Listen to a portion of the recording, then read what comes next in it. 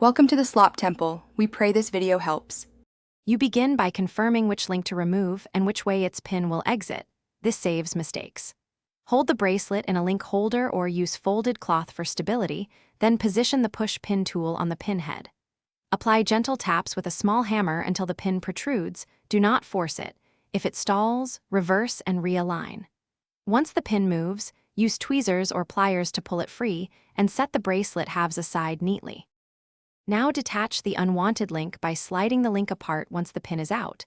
Count links from both sides to maintain balance so the clasp sits centered. Keep the pin you removed and any spare links in a small container. Lost parts are common. Before reinserting a pin, align the holes precisely and make sure the arrow direction follows the original flow. This reduces stress on the pin. If pieces don't line up, loosen the opposite end slightly to realign the holes. To finish, gently push the pin back through the aligned links until it seats. Use light hammer taps on the tool to drive it flush. Once seated, test the joint by flexing the bracelet. There should be no sideways play and the clasp returns to position smoothly.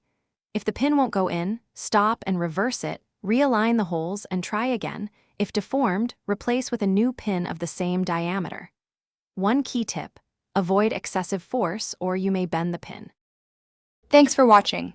Consider subscribing if we helped you.